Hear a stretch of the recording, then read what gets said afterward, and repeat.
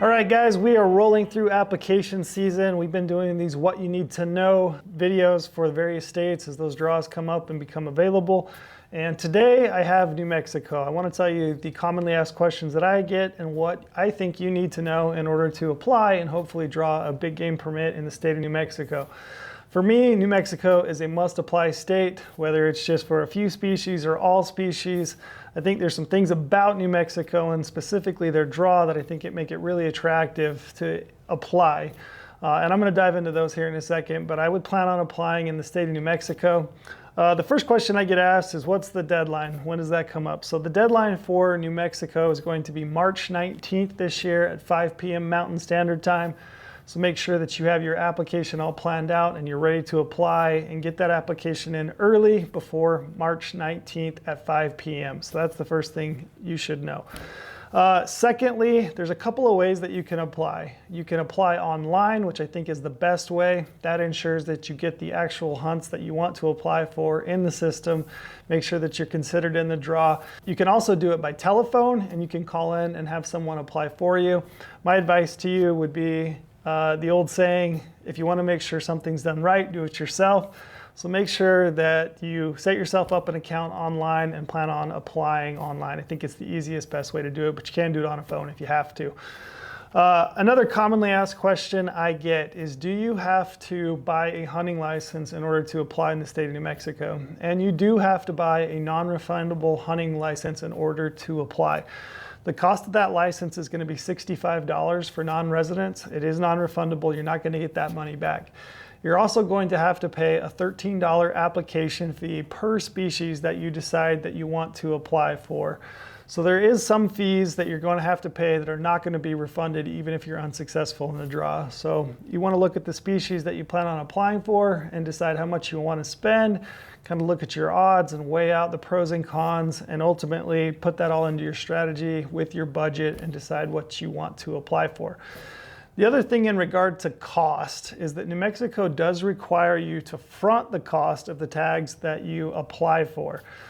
So it can be a pretty significant cost if you plan on applying for any and all species. Now, when I say all species, New Mexico has a host of species that you can apply for, including elk, antelope, deer, bighorn sheep, Rockies and deserts, although those are on the same application for non-residents. Also some exotic species like oryx, Barbary sheep, ibex. So there's a bunch of different options for you to apply. If you decide to apply for any and all species in the state of New Mexico as a non-resident, you could be floating uppers of maybe $20,000 on a credit card, to be honest, if you want to be in the draw for all of those species. Now, most of that money is going to be refunded to you if you're unsuccessful in the draw, but be aware you do have to front the cost of those tags when you apply, and it can be significant if you decide to apply for all of them. Typically, there are some species that I don't apply for just because I can't front the cost of that money, but if you can, I highly suggest it. Another common question that I get about New Mexico is, do you have to have hunter education in order to apply and hunt? And generally you do. You have to have taken a hunter education course. Also, another common misconception or question that I get asked about New Mexico is, how old do you have to be in order to apply and go hunting? Now, historically, New Mexico has been a state that has had no minimum age. You could actually buy your kids a hunting license as long as they'd had hunter education and draw a permit and take them out hunting. Now, there has been a recent change to that, and that change is that if you have a child that is younger than 9 and they've taken hunter education in another state, New Mexico will no longer accept that hunter education from another state and allow you to buy a hunting license for that child under 9, draw a tag, and then take them hunting. Now, if you have a kid and he's older than 9 and he's taken hunter education, regardless of the state, you can go ahead and buy a hunting license and take them out.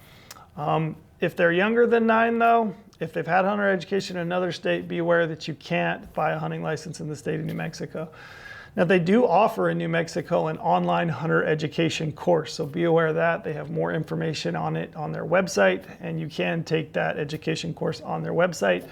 But that is a slight change from the previous, where anybody could apply regardless of age as long as they had had hunter education. So something to be aware of. It is one of those states in the West that does allow you to get your kids outdoors and hunting at a younger age than most states. And they do have youth-specific hunts that you can apply your kids for. And it's a great state, in my opinion, to get your kids outside. So I would take a deep dive into the state of New Mexico. If you've got your kids, you're trying to get them outside and get them to go hunting. But there are some slight changes that are involved in the state of New Mexico, so be aware of that. Another question that I get in regards to cost of permits is this definition, which they call standard, quality, or high demand hunts. And if you look through the Big Game Guidebook from New Mexico, you're going to see that they have some hunts that are standard, some that are high demand, and some that are quality. So there is a difference between those. So a standard hunt is just a hunt that the state is managing for opportunity type of hunting. A quality hunt is a hunt that the state manages for a more quality experience, whether that's a more trophy quality animal, maybe less hunting pressure, but it is a hunt that they have deemed as a quality hunt. So it's going to be a little bit better hunt than a standard hunt might be. And then they have a high demand classification. A high demand is a hunt that has had a 22% increase in the number of non-resident applicants over 3 years. So it's a hunt that is more in demand. Now the difference between a standard hunt and a high quality or a high demand hunt is that you will pay a higher cost for a quality or a high demand hunt than a standard hunt. So a standard elk hunt, for example, is going to be about $548 versus a high demand or a quality hunt, which is going to be $773 for a non-resident. So when you're applying, if you're trying to save some money, maybe look at the standard hunts. Admittedly, those hunts are not as good, in my opinion, as the high demand or quality hunts. In my opinion, it makes sense to apply for some of those quality or high demand hunts, even though you're going to have to front the cost that much more over a standard tag, because ultimately those hunts are better hunts. So in saying that, it's probably a good point for me to dive in and address New Mexico's draw system and how it works.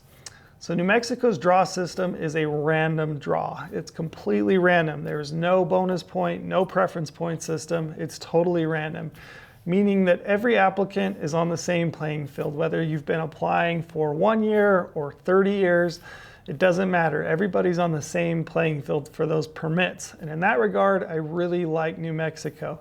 It's like Christmas morning every year when I open up my draw results for New Mexico, because you really don't know. You might have got super lucky and drawn a tag, or you may not. But I love the fact that it's random and that I'm on the same playing field as anybody else. So that's one thing to be aware of in regard to their draw system. The other thing is that when you apply, you're going to get up to 5 choices. But New Mexico is going to take into account your first 3 choices before they move to the next applicant. Now what that means is when they pull my application, they're going to look at my first choice and they're going to try to allocate me my permit. If that permit is gone, if there's no tags left for the hunt that I applied for, they're going to move to my second choice. Once again, they'll try to allocate me a tag. If all those tags are gone, they'll move to my third choice. Again, try to allocate me that tag. And if those are all gone, they're going to move past me and move to the next applicant. What that allows me to do is it allows me to stratify my first 3 choices. So I can take a swing for the fences approach with my first choice, and I can put a choice as my third that might be a good hunt, but much better odds of drawing. So any one of my first 3 choices, I actually have a chance to draw. And I love the fact that I can stratify my choices. Best hunt, worst odds, swing for the fences is my first choice. Third choice, good hunt, better odds. I'd live with it if I drew it. So that's kind of how I look at New Mexico. And you do want to be aware that you might draw any of your first 3 choices. Now at the first of this, I also mentioned a 4th and 5th choice. Now you can include a 4th or 5th choice, which I mentioned earlier. But reality is those are typically hunts that are going to be left over, and they will not look at those until they've gone through every single applicant. They may even allocate you any tag that's left over. It may not even be one of your 4th or 5th choices. If there's a permit that's remaining, they've gone through all the applicants, they may allocate you a tag as your 4th or 5th choice. So typically I tell people, do not include a fourth or fifth choice unless you're willing to live with absolutely any permit that might be remaining after every applicant is considered in the draw. So you want to be aware of that. Typically I would suggest only your first three choices on your application. When you apply in New Mexico, there are three pools of permits. There's a resident pool. They're going to be allocated 84% of the permits. There's also a guided pool. Now the guided pool is going to receive 10% of the permits. Now the guided pool is going to take anybody that applies with a registered guide or outfitter in the state of New Mexico. And you do have to have signed paperwork in place before you actually apply in the guided pool. Now the guided pool can be residents, could be non-residents, but there are 10% of the permits that are going to be allocated in that pool. But like I said, you do have to have a signed agreement in place with a guide or outfitter before you apply in that pool. The last pool is going to be the pure non-resident pool, and that pool takes 6% of the permits and allocates those to non-residents. So that's kind of how you look at it. The odds of drawing in the guided pool are certainly better than they are for most non-residents that apply simply as a non-resident in that pool. But you do have to agree to go guided. You have to, by law, go guided for 2 full days in the state of New Mexico with a guide. You do have to have a signed agreement. So be aware of that, but typically the odds are better in that pool. And if that's something that you can afford to do, it might be worth it to you to get an agreement signed with a guide and outfitter, pay that extra money, and go on a guided hunt in New Mexico. If you look at your GOHUNT Insider account at the draw odds, we actually include odds for the guided pool of permits as well as the resident and non-resident. So take a look at that. It's worth considering if you can afford to do so. Another question I get asked about New Mexico is, can you apply as a group and does it somehow increase or improve your odds? And this is a common misconception that I hear quite a bit. So in New Mexico, you can apply up to a group of 4 for elk, deer, and antelope, and also Barbary sheep. You can apply as a group of 2 for some of the exotic species like orcs and ibex. There is no group application for bighorn sheep. So you can apply as a group. Residents and non-residents can apply together on a group application, and this is probably one of the most common misconceptions that I hear. There's a lot of people that think that if you apply as a group with a resident that somehow you have better odds of drawing. And the reality is that you do not. So essentially what happens is your group application is going to be treated as one application with everybody that applies in that group on the same application. Now, if your application is selected, they would allocate everybody in the group a tag, provided there are enough tags to meet the demands of the group. Now, the non-residents, if they applied with a resident, that quota is going to come out of the non-resident quota. The resident tags would come out of the resident quota. So it's split. So you don't have better odds anyway of applying with a resident. And remember, again, it's a completely random draw. I often hear that you have better odds if you apply with the resident, and that's just simply not the case.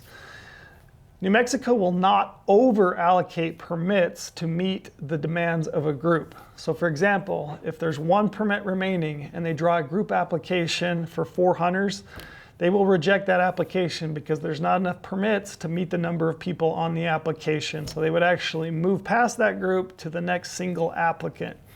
So in reality, although it might be slim, your odds of drawing as a group are less than they are of drawing individually.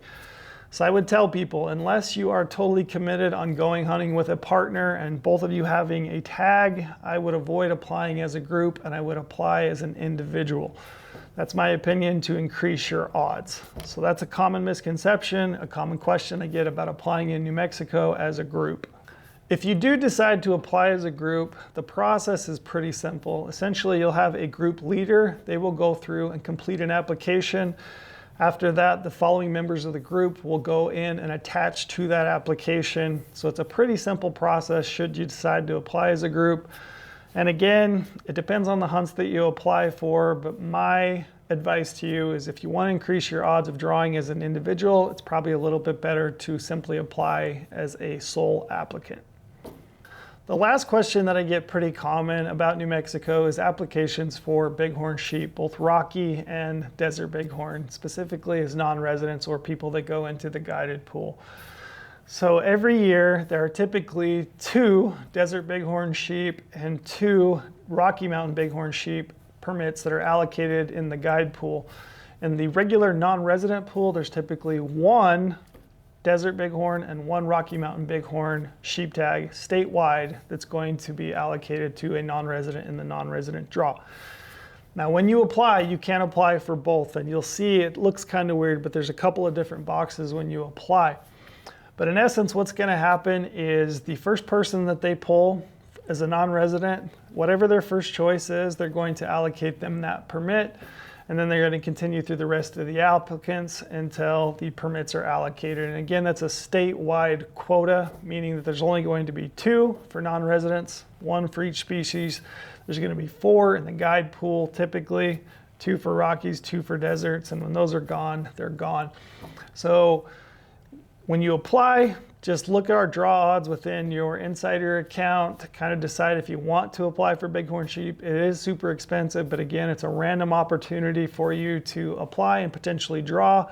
Most of you are not going to draw permits, but if you can front the cost of those licenses, it's worth applying because you never know when you might be the lucky guy that draws a desert or a Rocky Mountain bighorn sheep tag in the state of New Mexico.